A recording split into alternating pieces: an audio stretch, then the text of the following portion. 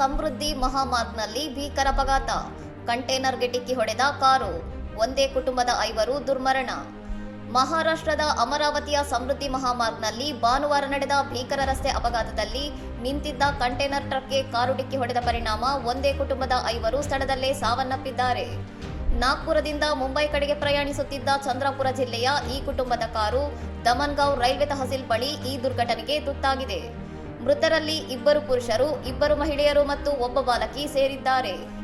ಡಿಕ್ಕಿಯ ತೀವ್ರತೆ ಎಷ್ಟಿತ್ತೆಂದರೆ ಕಾರು ಸಂಪೂರ್ಣವಾಗಿ ನಜ್ಜುಗುಜ್ಜಾಗಿದ್ದು ಪ್ರಯಾಣಿಕರಿಗೆ ಬದುಕುಳಿಯಲು ಯಾವುದೇ ಅವಕಾಶವಿರಲಿಲ್ಲ. ಪೊಲೀಸರು ಮತ್ತು ರಕ್ಷಣಾ ತಂಡಗಳು ಸ್ಥಳಕ್ಕೆ ಧಾವಿಸಿ ಶವಗಳನ್ನು ಹೊರತೆಗೆದು ದಮನ್ಗಾಂವ್ ಆಸ್ಪತ್ರೆಗೆ ರವಾನಿಸಿದ್ದಾರೆ. ಘಟನೆಯಿಂದಾಗಿ ಹೆದ್ದಾರಿಯಲ್ಲಿ ಸಂಚಾರ ಅಸ್ತವ್ಯಸ್ತಗೊಂಡಿದ್ದು ಪೊಲೀಸರು ಪರಿಸ್ಥಿತಿಯನ್ನು ನಿಯಂತ್ರಿಸಿ ಪ್ರಕರಣ ದಾಖಲಿಸಿಕೊಂಡಿದ್ದಾರೆ. ಅಪಘಾತಕ್ಕೆ ನಿಖರ ಕಾರಣವೇನು ಎಂಬುದರ ಕುರಿತು ತನಿಖೆ ಮುಂದುವರೆದಿದೆ. ಪ್ರತ್ಯಕ್ಷದರ್ಶಿಗಳ ಪ್ರಕಾರ ಕಾರು ಅತಿ ವೇಗವಾಗಿ ಬಂದು ನಿಂತಿದ್ದ ಕಂಟೇನರ್ನ ಹಿಂಭಾಗಕ್ಕೆ ಅಪ್ಪಳಿಸಿದೆ. ಸಮೃದ್ಧಿ ಮಹಾಮಾರ್ಗದಲ್ಲಿ ಪದೇ ಪದೇ ಸಂಭವಿಸುತ್ತಿರುವ ಇಂತಹ ಅಪಘಾತಗಳು ಪ್ರಯಾಣಿಕರಲ್ಲಿ ಆತಂಕ ಮೂಡಿಸಿವೆ. ಒಂದೇ ಕುಟುಂಬದ 5 ಸದಸ್ಯರು ಸಾವನ್ನಪ್ಪಿರುವುದು ಇಡೀ ಪ್ರದೇಶದಲ್ಲಿ ಶೋಕದ ಮಡುವು ಸೃಷ್ಟಿಸಿದ್ದು, ಈ ದಾರುಣ ಘಟನೆಯ ಬಗ್ಗೆ ಪೊಲೀಸರು ಸಮಗ್ರ ತನಿಖೆ ನಡೆಸುತ್ತಿದ್ದಾರೆ.